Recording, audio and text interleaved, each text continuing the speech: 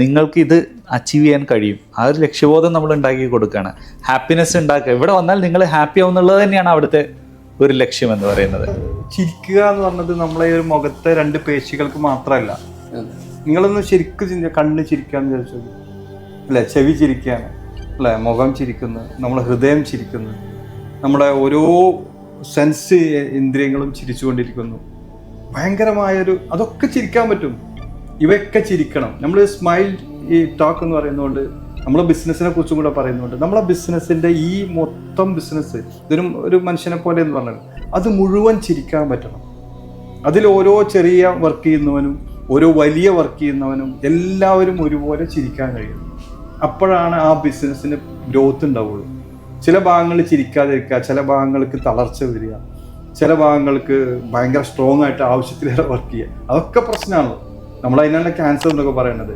ആവശ്യത്തിലേറെ work ചെയ്യുന്നതും ആവശ്യത്തിൽ തീരെ വർക്ക് ചെയ്യാതിരിക്കും. ഇവിടെയൊക്കെ ഒരു കാംനെസ്, ഒരു സ്മൈൽ ഫീൽ ചെയ്യണം. ബിസിനസ്സിന് മൊത്തം അതിൻ്റെ എല്ലാ വേഗങ്ങളും സ്മൈൽ ഫീൽ ചെയ്യുമ്പോഴാണ് ആ ബിസിനസ് ഗ്രോത്ത് വരുന്നത്. വലിയതായിട്ട് ഈ ലോകത്ത് വെറുതെ വലുതാവേണ്ട ആവശ്യമൊന്നുമില്ല. അതിൻ്റെ ധർമ്മം ചെയ്യാൻ പറ്റണം. വലിയൊരു സംഭവമാകണമെന്നൊന്നുമില്ല.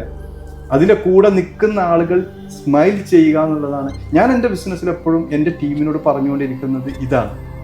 സ്മൈൽ ഡ്യൂഡ് എന്നാണ് ഞങ്ങളെ ബിസിനസ്സിൻ്റെ അടിയിൽ ഞാൻ കൊടുത്തിട്ടുള്ളത്. എല്ലാവരും ഇതിനകത്ത് വന്നിട്ട് അവരുടെ സ്വപ്നങ്ങൾ, അവരുടെ ആഗ്രഹങ്ങൾ, ഓവറല്ല കുറവല്ല, അവരുടെ ആഗ്രഹങ്ങൾ നിറവേറ്റാൻ ഇതിൽ നിന്ന് പറ്റണം. എൻ്റെ ബിസിനസ്സിൽ വന്നു കഴിഞ്ഞാൽ നിങ്ങളുടെ സ്വപ്നങ്ങൾ സാക്ഷാത്കരിക്കാൻ നിങ്ങൾക്ക് പറ്റണം. അത് പറ്റാതാവുമ്പോൾ എൻ്റെ കൂടെ നിൽക്കരുത് എന്ന് പറഞ്ഞു. നിങ്ങൾക്ക് അങ്ങനെ തോന്നി എൻ്റെ കൂടെ നിൽക്കരുത്. കാരണം ഞാനും അങ്ങനെ വളരണം. ഇവരുടെ എല്ലാ സ്വപ്നങ്ങളും നേടിക്കൊടുക്കാൻ പറ്റുന്നതിൽ ഞാനും വളരണം. അപ്പോഴേ എൻ്റെ അടുത്തേക്ക് ആളുകൾ വരൂ. അവൻ്റെ സ്വപ്നം അല്ലാതെ എന്താണ്. ഞാൻ നാളെ മുതൽ പറയാണ് ഞാനാണ് നിങ്ങൾ ലീഡർ, മര്യാദക്ക് നിങ്ങളുടെ ലീഡറാക്കിക്കൂടി എന്ന് പറഞ്ഞിട്ട് കാര്യമുണ്ടോ? എപ്പോഴാണ് ഞാൻ ലീഡറാവുന്നത്? എൻ്റെ കൂടെ നിൽക്കുന്ന ആളുകളുടെ സ്വപ്നങ്ങൾ നിറവേറ്റാൻ എനിക്ക് കഴിയുന്ന അവന് ബോധ്യമാവണം. എനിക്ക് ബോധ്യമായാൽ പോരാ, അവന് തോന്നുകയാണ് ഇവരെ കൂടെ എൻ്റെ കുറേ കാര്യങ്ങൾ നടക്കും. അതാണല്ലോ ഇപ്പോൾ നാട്ടിലെ പൊളിറ്റിക്സും എല്ലായിടത്തും അങ്ങനെയാണ്. അവരെപ്പോഴാണ് ഈ അണികളെ കിട്ടുന്ന അണികൾ അവരുടെ സ്വപ്നങ്ങൾ നേടിക്കൊടുക്കാൻ എൻ്റെ ലീഡറിന് കഴിയുമ്പോഴാണ് നമ്മൾ അവിടെ നിൽക്കുന്നത്. അല്ലെങ്കിൽ ഓട്ടോമാറ്റിക്കലി കൊഴിഞ്ഞു പോകും. എന്നാണോ ഈ ലീഡറിന് ആ വിശ്വാസ്യത നഷ്ടപ്പെടുന്നു, അണികൾ കൊഴിഞ്ഞു പോകും. ബിസിനസ്സിലും ഉണ്ട് അതങ്ങനെ. ഇവരുടെ ലീഡറിന് കൂടെ നിൽക്കുന്ന ഓരോ എംപ്ലോയിയുടെയും ഗോളുകൾ വെറുതെ ചെറിയതല്ല. ഞാൻ എൻ്റെ ടീമിലൊക്കെ വരുമ്പോൾ പല ആളുകൾക്കും ചെറിയ സ്വപ്നങ്ങളൊക്കെ ഉണ്ടാവാറ്. ഞാൻ അതിനെ ആദ്യം ക്രിയേറ്റ് ചെയ്യാറുണ്ട്. എന്താ നിങ്ങളെ സ്വപ്നങ്ങൾ ചോദിക്കാറുണ്ട്, എഴുതി കൊണ്ടുവരാൻ പറയാറുണ്ട്. അത് നമുക്ക് നേടണം. അത് നേടാനുള്ള സൗകര്യങ്ങൾ ഇങ്ങനെയൊക്കെ നിങ്ങൾക്ക് പ്രോഫിറ്റ് ക്രിയേറ്റ് ചെയ്യാൻ പറ്റും, ഇങ്ങനെയൊക്കെ ചെയ്താൽ നിങ്ങൾക്ക് വേറെ വഴികൾ കിട്ടും. ഇതൊക്കെ കൃത്യമായി ഞാൻ ഡിഫൈൻ ചെയ്ത് കൊടുക്കാറുണ്ട്. അപ്പോൾ ഞാൻ നേരത്തെ പറഞ്ഞത് ഒരു സ്മൈൽ, അപ്പോഴേ സ്മൈൽ ക്രിയേറ്റ് ചെയ്യാൻ പറ്റുള്ളൂ. ഇങ്ങനെ ഒരു ഗോൾ സെറ്റ് ചെയ്താലേ നമുക്ക് ആ ബിസിനസ്സിൽ ഒരു സ്മൈൽ ക്രിയേറ്റ് ചെയ്യാൻ പറ്റുള്ളൂ. ഹൃദയത്തിൻ്റെ പണി എല്ലാവരും ഒരു സ്മൈൽ ചെയ്യുന്ന ഒരു നമുക്കൊന്ന് നോക്കി വിഷ്വലൈസ് ചെയ്ത് നോക്കി.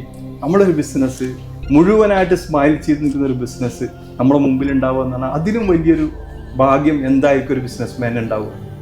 അതാണ് നമ്മുടെ മുമ്പിൽ ക്രിയേറ്റ് ചെയ്യേണ്ടത്. തീർച്ചയായിട്ടും. ഇപ്പോൾ ഗോൾ സെറ്റ് ചെയ്യാന്ന് പറഞ്ഞു, നമ്മളെപ്പോഴും വിജയം രുചിക്കുമ്പോഴാണ് ചിരിക്കുന്നത്. അതെ അല്ലേ? വിജയിക്കുക നമ്മൾ അപ്പോൾ ഒബ്വിയസ്ലി ലക്ഷ്യബോധം വേണം. ഇന്നതാണ് ഇത്ര. ഇപ്പോൾ പന്ത് കളിക്കുകയാണെങ്കിൽ ഇത്ര ഗോൾ അടിക്കണം, അല്ലെങ്കിൽ ഒരു ഗോൾ അടിക്കണം. ആ ഗോൾ അടിക്കുമ്പോഴാണ് നമുക്ക് പുഞ്ചിരി വരുന്നത്.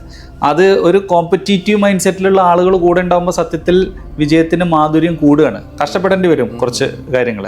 പക്ഷെ അതൊരു ടീം വർക്കായിട്ട് പോകുമ്പോൾ അവിടെ ഒരു ലക്ഷ്യബോധം ഉള്ളത് കൊണ്ടാണ്. ആ ലക്ഷ്യബോധം ഇല്ലെങ്കിൽ, ഗോൾ അടിക്കുന്നതിൽ ഒരു ത്രില്ലും ഇല്ല എന്നുണ്ടെങ്കിൽ അവിടെ പുഞ്ചിരിയില്ല. അപ്പോൾ ഈ എയിം നമ്മളുടെ ടീമിൽ എല്ലാവരിലോട്ടും നമ്മൾ എത്തിക്കുക എന്നുള്ളൊരു കടമ്പ കൂടെ അവിടെ ഉണ്ട്.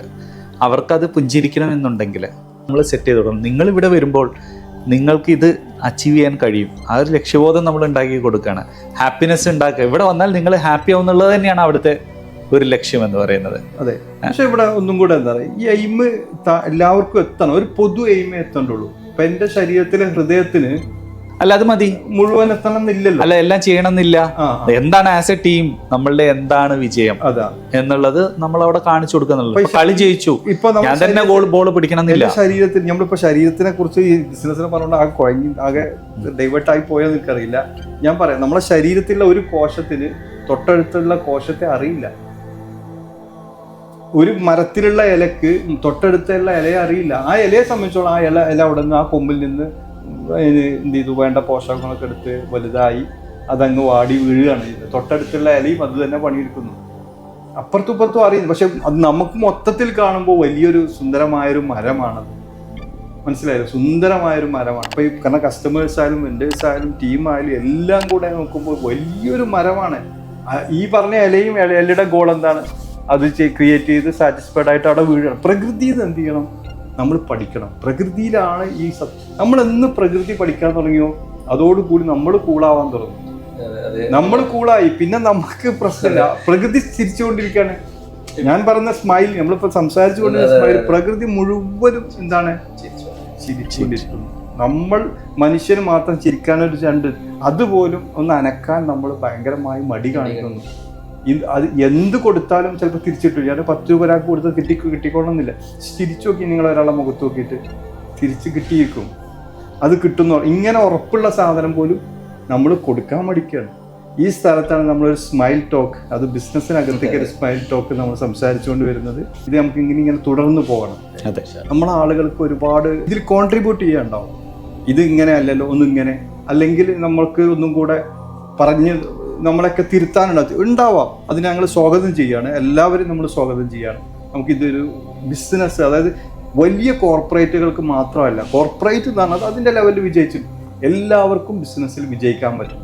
ഈ പണ്ടൊക്കെ കാലത്ത് നമ്മുടെ വാപ്പ എന്നെയൊക്കെ പഠിപ്പിച്ചിരുന്ന വാപ്പ നിന്നെ ഡോക്ടർ ആക്കണം എന്നൊക്കെ പറഞ്ഞാൽ ഡോക്ടറൊന്നും ആയില്ല, ഒരു ബിസിനസ്മാൻ ആയി.